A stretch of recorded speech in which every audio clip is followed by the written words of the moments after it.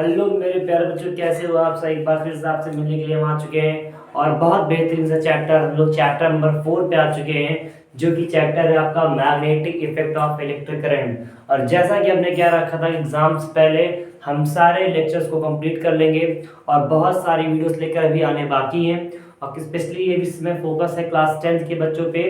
और class 10th के बच्चों का फिजिक्स का लास्ट चैप्टर जो है वो है मैग्नेटिक इफेक्ट। तो magnetic effect of electric current में बारे में बताएं बेटा, तो बहुत सारी चीज़ें यहाँ पे आने वाली हैं। और बात कुछ ऐसी है कि यहाँ पर बहुत सारे ऐसे टॉपिक हैं जो क्लास 12th में दोबारा पढ़ाए जाएंगे। क्लास 12th में मैग्नेटिज्म दोबारा है, और दोबारा पढ़ने का मतलब है कि आपका बेसिक बहुत अच्छा होना चाहिए, आपका क्लास 10th बहुत अच्छा होना चाहिए। तो सबसे पहले पूरे चैप्टर को डिस्कस करने से पहले एक चैप्टर का लेआउट, एक चैप्टर का ओवरव्यू हम जान लेते हैं कि हमें क्या क्या पढ़ना है और कितना पढ़ना है और कितनी जानकारी हमारे लिए मस्ट है कि वो हमें जानना ही जानना है। तो सबसे पहले बात करते हैं हम मैग्नेट के बारे में कि मैग्नेट होता क्या है। तो जैसा कि हम जानते हैं बेटा कि मैग्नेट आपने खिलौने के तौर पे देखा होगा, हम ज़्यादातर उससे लोहे की चीज़ों को चिपकाते हैं। तो मैग्नेट अगर मैं समझाऊं तो एक ऐसा मटेरियल होता है, यानी those material which have the ability to attract the ferromagnetic material, यानी ऐसे सब्सटेंस जो किसी फेरोमैग्नेटिक मटेरियल्स को क्या करते हैं अपनी ओर अट्रैक्ट करते हैं। क्या करते हैं? अट्रैक्ट। और ज्यादातर एग्जांपल के तौर पे हम लोग समझते क्या है कि हम लोग ज्यादातर आयरन को चिपकाते हैं, बात समझ में। लेकिन बहुत सारे मेटल है, आयरन है, कोबाल्ट है, निकिल है, एल्निको है, इन सब मटेरियल को मैग्नेट क्या कर सकता है? अट्रैक्ट कर सकता है। तो मैग्नेट बेसिकली बहुत छोटी चीज़ है। समझिए कि अगर आप प्रैक्टिकली छोटे बच्चों को समझाना है, क्लास 10th के बच्चों को समझाना है, तो सिंपल एक ऐसा एक मटेरियल है जिससे हम क्या करते हैं? अट्रैक्शन को देखते हैं और ये अट्रैक्ट करता है। अब अगर मैग्नेट है तो एक बात तुमने देखी होगी कि जैसे छोटा सा मैग्नेट है और कोई मैंने लोहे की कील ले रखी है, यहाँ पे रखा हूँ तो पता लग रहा है कि चिपका नहीं रहा, अट्रैक्ट नहीं कर रहा है। वो कर रहा है लेकिन आपको दिख नहीं रहा है, क्यों? स्ट्रेंथ कम है। तो पता लगा यहाँ लेके आए, नहीं किया, यहाँ लेके आए, नहीं किया, और जैसे यहाँ लेके आए तुरंत क्या कर दिया? चिपका लिया। तो यानी क्या है? इसकी मैग्नेटिक फील्ड है। तो सुनिए क्या होता है। एन हाइपोथेटिकल और imaginary space around a magnet in which a ferromagnetic material feels the force of attraction, यानी किसी भी मैग्नेट के आसपास एक ऐसा काल्पनिक एरिया होता है, काल्पनिक क्षेत्र होता है जिसमें कोई दूसरा फेरोमैग्नेटिक मटेरियल, जैसे आपका आयरन हो गया, वो अट्रैक्शन को क्या करता है? फील करता है। उस एरिया को क्या कहते हैं? मैग्नेटिक फील्ड कहते हैं। अब इसके बारे में बहुत जानना है, आज मैं सिर्फ केवल आपको इस चैप्टर का लेआउट बताऊंगा। दूसरा टॉपिक मैग्नेटिक फील्ड लाइंस। तो जब मैग्नेट के बारे में जान जाओगे, मैग्नेटिक फील्ड के बारे में जाओगे, तो मैग्नेटिक फील्ड को रिप्रेजेंट करने के लिए मैग्नेटिक फील्ड लाइंस का इस्तेमाल करते हैं।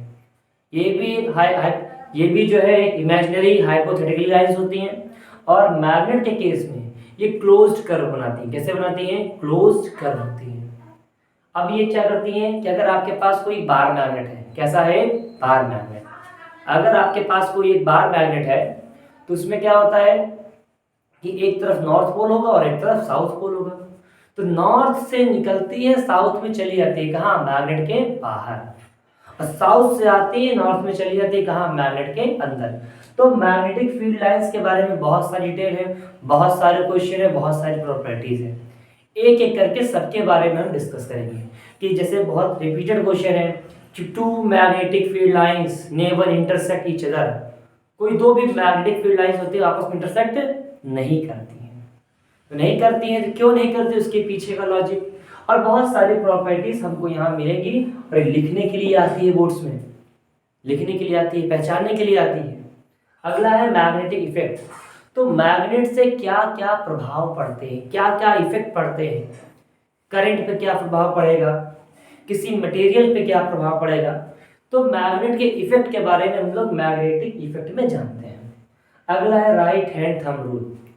राइट हैंड थंब रूल, जैसे कोई मैग्नेट है ना और किसी चीज को अट्रैक्ट कर रहा है, अगर अट्रैक्ट कर रहा है तो उसके ऊपर क्या लगा रहा होगा? फोर्स ऑफ अट्रैक्शन लगा रहा होगा। क्या लगा रहा होगा? फोर्स ऑफ अट्रैक्शन, फोर्स लगा रहा होगा, मैग्नेटिक फील्ड हो रही होगी, और हो सकता है करंट का भी क्या हो रहा हो? फ्लो हो रहा हो। तो यहाँ पर हम लोग राइट हैंड थंब रूल के बारे में जानेंगे जो एग्जाम्स में लिखने के लिए आता है। Explain right hand thumb rule, तो उसके बारे में हम लोग बात करेंगे और भी आगे चल के कि पढ़ना क्या है। दूसरा है क्लॉक रूल। क्लॉक रूल में क्या पढ़ते हैं कि क्लॉक रूल में ये पढ़ाया जाता है कि जैसे मैग्नेट है तो नॉर्थ टू साउथ जा रहा है कि साउथ टू नॉर्थ जा रहा है, करंट की डायरेक्शन पता की जाती है किससे, क्लॉक रूल से। यहाँ पे डायरेक्शन का खेल बहुत बड़ा है, क्योंकि मैग्नेट की वजह से ही हम इलेक्ट्रिसिटी को जनरेट भी कर पाते हैं। जनरेटर वगैरह में इलेक्ट्रोमैग्नेट होता है, मैग्नेट होता है, बहुत सारी चीजें होती हैं, तो सारा खेल यहाँ पे डायरेक्शन का होता है। दूसरा आता है इलेक्ट्रोमैग्नेट। तो देखो इलेक्ट्रोमैग्नेट क्या होते हैं, पहले तो आप समझिए कि मैग्नेट जब हम पढ़ेंगे तो टाइप्स होते हैं, आर्टिफिशियल होता है, परमानेंट मैग्नेट होता है ना, नेचुरल मैग्नेट होता है। तो वैसे ये टेम्परेरी मैग्नेट होता है। कैसा होता है, टेम्परेरी, कि जब हम चाहेंगे तो वो मैग्नेट की तरह काम करेगा और जब हम नहीं चाहेंगे तो काम करना बंद कर देगा। क्या मतलब इसका, कि जब आप करंट का फ्लो कराते हैं तो वो मैग्नेट की तरह काम करता है और जब करंट के फ्लो को रोक देते हैं तो वापस एक नॉर्मल सब्सटेंस बन जाता है। तो ये इसी के अंदर इलेक्ट्रोमैग्नेट होता है, टेम्परेरी मैग्नेट कहते हैं और सोलेनॉइड के नाम से भी जाना जाता है। इलेक्ट्रोमैग्नेटिक क्रेन में इसका इस्तेमाल करते हैं सोलेनॉइड का, अभी आगे पढ़ेंगे। और बोर्ड्स के पर्पस से बहुत अच्छा टॉपिक है, 10th में भी और 12th में भी। अगला है डायरेक्ट। तो यहाँ पे जो करंट जो होता है ना, बेसिकली दो टाइप्स का होता है, एक होता है डीसी और एक होता है एसी। डीसी का मतलब होता है डायरेक्ट करंट और एसी का मतलब होता है अल्टरनेटिंग करंट। तो जो यहाँ पे हम जानने वाले हैं कि डायरेक्ट करंट कैसे प्रोड्यूस करते हैं, कैसे बनते हैं, कैसे इनको ट्रैवल कराते हैं, कहाँ से इनका सोर्स क्या है, आपका बैटरी है, आपका सेल है, सब इनके क्या है, सोर्स हैं, तो इनके बारे में जानेंगे। दूसरा alternating current, AC, air condition नहीं, अल्टरनेटिंग करंट। हाँ ध्यान रखना कि एसी एसी बोल के पता लगा हमने कहा कि चलो बेटा आज हम लोग एसी पढ़ेंगे, तुम कहो नहीं सर हम एसी के बारे में नहीं पढ़ेंगे, हम हीटर के बारे में पढ़ेंगे। नहीं, अल्टरनेटिंग करंट के बारे में। तो कहने का मतलब ये है कि अल्टरनेटिंग करंट जो हमारे घरों में इलेक्ट्रिसिटी आती है वो अल्टरनेटिंग करंट के फॉर्म में ही आती है। ये इलेक्ट्रोमैग्नेटिक इंडक्शन के बेसिस पे काम करते हैं, यानी बहुत सारे तरीके होते हैं इलेक्ट्रिसिटी को प्रोड्यूस करने का, उनमें से एक होता है इलेक्ट्रोमैग्नेटिक इंडक्शन। जनरेटर है, टरबाइन है ना, बहुत सारी चीज़ें हैं, वहाँ से ये प्रोड्यूस की जाते हैं। कैसे ये काम कर रहे हैं, कैसे इनके बारे में जानेंगे, क्यों इनका इस्तेमाल करते हैं, इस सब के बारे में जानेंगे यहाँ पे। दूसरा, पेपर में लिखने के लिए आता है, डेफिनेटली आ जाता है कि advantages of AC over DC, कि भाई साहब जब आपने एसी पढ़ लिया, डीसी पढ़ लिया, तो दोनों का क्या है, कंपैरिजन तो पढ़ना ही पड़ना है, कंपैरिजन तो आएगा ही आएगा। तो आपसे पूछा जाएगा what are the advantages of AC over DC, AC की क्या क्या विशेषताएं हैं, किसके कंपैरिजन में, डीसी में, कि हम एसी ही क्यों इस्तेमाल कर रहे हैं, डीसी क्यों नहीं इस्तेमाल कर रहे हैं। तो ये टॉपिक यहाँ पे रिलेट करता है। लास्ट टॉपिक पड़ता है फ्यूज। क्या होता है, फ्यूज, इलेक्ट्रिकल फ्यूज, बहुत बेहतरीन सी चीज है ये, बहुत बेहतरीन सी चीज। फ्यूज क्या होता है, fuse is a safety device which is used to protect our electrical equipment from short circuit and overloading। Fuse क्या है, एक इलेक्ट्रिकल डिवाइस है, इलेक्ट्रिकल एलिमेंट है जो आपको सेफ्टी प्रदान करता है, आपके सर्किट को बचाता है। किससे बचाता है, ओवरलोडिंग से, शॉर्ट सर्किट से।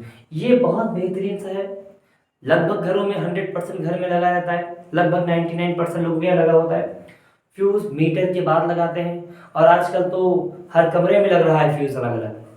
तो इतने ही टॉपिक्स को हम लोग कवर करने जा रहे हैं magnetic effect of electric current class 10 की बेसिस से। इससे बाहर कुछ पढ़ना नहीं है और इसी के अंदर सारी डिटेल्स हम लोग स्टडी करने जा रहे हैं।